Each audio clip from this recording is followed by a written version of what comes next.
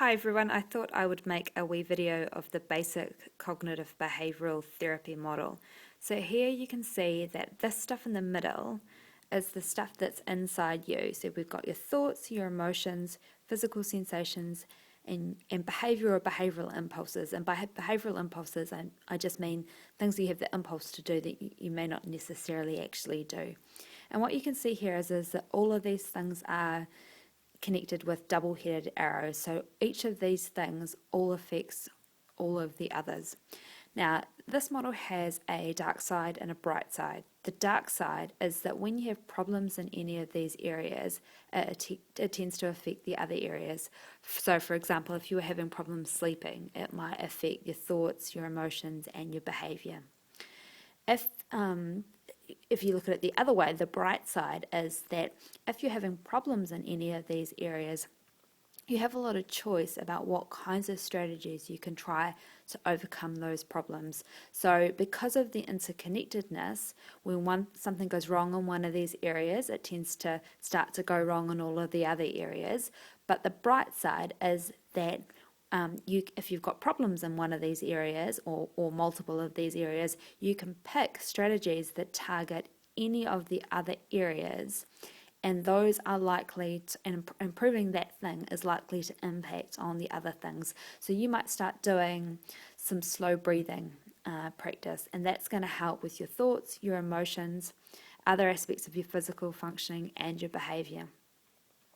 The other aspect of the model is that, so this is the bit that's inside you, and this is the bit that's going on externally, so that these things in here all respond to external stresses, so stress events and change events that might be occurring in your life. So a change event might be something like starting a new job or going away to university for the first time, or even something like moving flats, moving apartments to live with some other people. So something practical that you can take away from this is that you want to start to understand your reactions in terms of all four of these components. So you want to know what the triggers are and also what's happening for you in all of these areas. So you might notice that say you wake up in the morning and you start contemplating making a to-do list, and then so the trigger might be that you've put the piece of paper by your bed to encourage you to do that the next morning. And then when you get faced with that, you might start thinking, I always fail at doing this, I'm no good at setting goals. You might have emotions that include anxiety and hopelessness. You might feel tightness in your throat and in your shoulders, and you might feel a sense of heaviness all over your body. And then your behavioural impulse might be to roll over and stay in bed, or to hit the snooze button, or to do something else other than taking a crack at making that to-do list that you'd planned.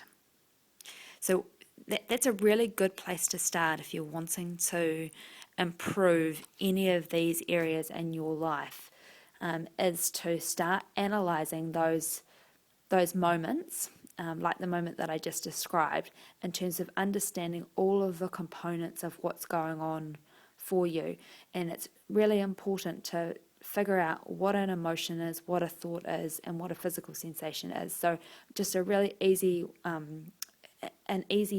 thing to remember is that emotions tend to be those single words like anxious or disappointed or angry, or any of the synonyms of those things. So, right, you get things like irritated, annoyed, furious, that are all synonyms of angry.